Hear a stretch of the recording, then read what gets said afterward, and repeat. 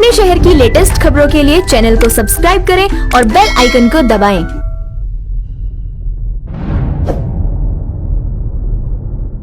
आप देख रहे हैं हुंकार 24/7। इस वक्त हम मौजूद हैं जो पूरे प्रदेश के नामी चेहरा इस वक्त हमारे कैमरे के सामने हैं। हम आपको बता दें कि अल्पसंख्यक में काफ़ी बीजेपी को लेकर आज आगे बढ़ाने वाली शख्सियत मानी जाती हैं अपने क्षेत्र के अंदर। आज जहां तमाम बीजेपी पक्ष आपको लग रहा होगा कि क्षेत्रीय चाहे वो किसी भी पद पर क्यों ना हो, कितने वरिष्ठ नेता क्यों ना हो, लेकिन जब भी कभी किसी सवाल किया गया कहीं ना कहीं हमें मौन धारण करते हुए नजर आए नेता। विपक्ष ने एक मुद्दे पर जो आप देख रहे हैं, हमने लगातार अभी कुछ घंटे पहले एक वीडियोस चलाए थे, कुछ लाइव वीडियोस चलाए थे अपने हुंकार 24/7 पर, आपने देखा था और काफ़ी आपकी अच्छी प्रतिक्रियाएं आई हैं। हम आपको बता देना चाहते हैं उसी विषय पर हम चर्चा करने आए हैं भारतीय जनता पार्टी के रिजवान खान मीर साहब से, जो कि अध्यक्ष हैं पश्चिम उत्तर प्रदेश अल्पसंख्यक मोर्चे के। अध्यक्ष जी, हम सबसे पहले ये जानना चाहेंगे कि 16 तारीख को एक घटना होती है, उस घटना ने महज गाज़ियाबाद ही नहीं पूरे भारत के पत्रकारों को सहम के रख दिया है कि गाज़ियाबाद क्षेत्र के अंदर इतनी बड़ी घटना होना एक बहुत ही जो है भयावह तरीके से जो है एक पत्रकार की हत्या कर दी जाती है, जो कि आपको भी कहीं ना कहीं व्हाट्सएप के माध्यम से, सोशल मीडिया के माध्यम से मालूम हुआ होगा। और कहीं ना कहीं सर विपक्ष के आरोप बड़ी ज़बरदस्त तेज़ी से आ रहे हैं कि आज सरकार में क्या हो रहा है, तो सर क्या कहना चाहेंगे इस पर?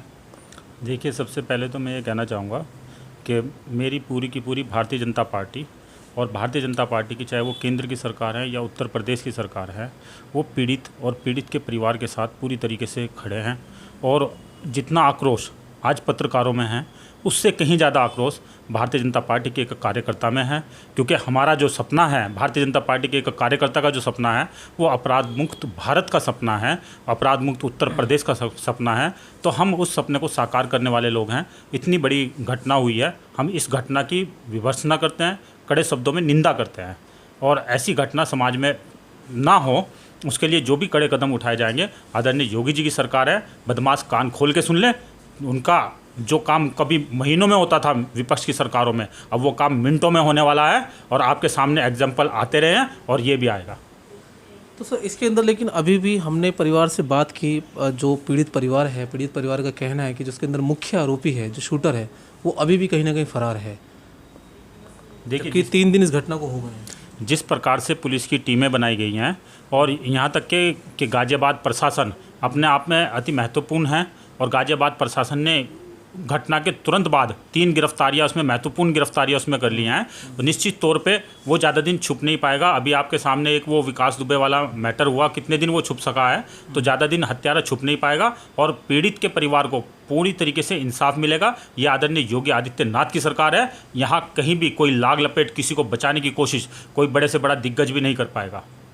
सर लेकिन विपक्ष के बड़े ज़बरदस्त आरोप हैं इस वक्त केंद्र सरकार पर, कटाक्ष है, क्योंकि हमने वहाँ पर कई नेताओं को देखा, कई लोगों को देखा विपक्ष के, जिन्होंने एकजुटता से एक ही बात सभी के उस पर जो है, अभी क्योंकि एक ऐलान किया गया कि एक पत्रकार, जवान पत्रकार अपने कुछ बच्चों को, बीवी को और एक पूरी जिम्मेदार फैमिली को छोड़कर चला जाता है, लेकिन केंद्र से जो ऐलान हुआ है वो महज 10 लाख रुपये देने का हुआ है। तो सर आपको लगता है कि ये परिपूर्ण है?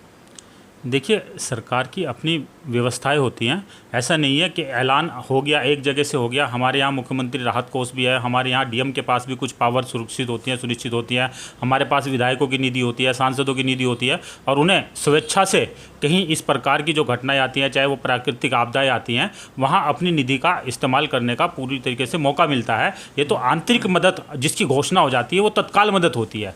तो तत्काल मदद केंद्र सरकार की तरफ से जो घोषणा हुई है वो पीड़ित को मिल जाए। ये मदद, पैसा तो मदद हो ही नहीं सकता, क्योंकि जीवन का बदला कुछ है ही नहीं।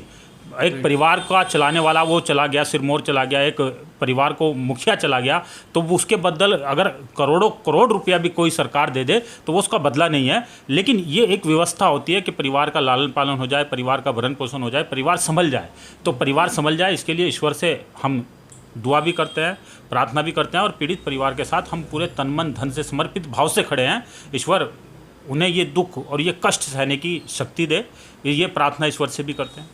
तो मैं आपको बताना चाहता हूँ, जिस तरह से निर्भीक होकर जहाँ आज पूरी भाजपा ज़्यादातर लोग मौन हैं, लेकिन कहीं ना कहीं जिम्मेदार लोग जिम्मेदारी से बात कर रहे हैं और हमें टाइम दिया, हमें समय दिया, हम बहुत आभारी भी हैं इनके इस विषय पर। और शायद ये एक्सक्लूसिव इंटरव्यू सबसे पहले हमारे चैनल पर आप देख रहे हैं 24/7 पर। तो मैं आपको बता दूं कि सर विकास दुबे की जहाँ तक बात है तो विकास दुबे के लिए माना ये जाता है कि विकास दुबे में जो है सरकार पुलिस जो है असक्षम रही है। विकास दुबे ने खुद सरेंडर करा है और एक नाटकीय रूप से जो है उसकी गिरफ्तारी हुई है, क्या कहना है आपका? देखिए वो अलग मैटर हो गया। आप जिस मुद्दे पे अभी बात कर रहे हैं उस मुद्दे पे मैं आपको ये बताना चाहता हूँ कि गाज़ियाबाद का पुलिस प्रशासन किसी भी कीमत पर कहीं से कहीं तक किसी का कोई पक्षपात नहीं करेगा। अपराधी कतई बख्शे नहीं जाएंगे।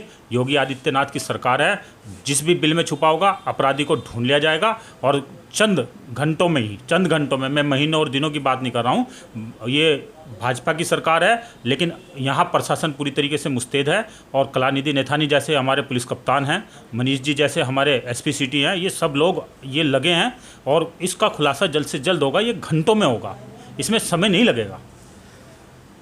चलिए सर, देखिए उम्मीद करते हैं क्योंकि आज ये पत्रकारों पे कहीं ना कहीं माना जा रहा है कि पत्रकार का एक इंडिविजुअली पत्रकार का नहीं पूरे देश के अंदर पत्रकारिता का खून हुआ है। क्योंकि इससे पहले आपने देखा होगा कि गौरी लंकेश का एक मामला पूरे इंटरनेशनल लेवल पे गया था, वो भी एक बहुत बड़ी पत्रकार थी। तो सर क्या मानना चाहेंगे एक के बाद एक कि कहीं ना कहीं ये मामले होते जा रहे हैं कि क्या केंद्र सरकार को या राज्य सरकारों को कोई पत्रकारों को व्यवस्था या कोई सुरक्षा प्रदान नहीं करनी चाहिए? सर लगातार मांगे होती रही हैं जबकि देखिए ये जो क्रिमिनल हैं ये आज ही पैदा नहीं हुए कि योगी आदित्यनाथ की सरकार बनी और क्रिमिनल लॉबी पैदा हो गई, बल्कि इससे पहले तो क्रिमिनल जो है एक वो शहंशाह की तरह पूजे जाते रहे हैं।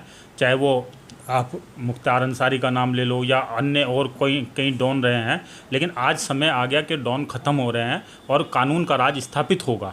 कानून का राज स्थापित होने के लिए हमारी केंद्र की भारतीय जनता पार्टी की सरकार भी लगी है।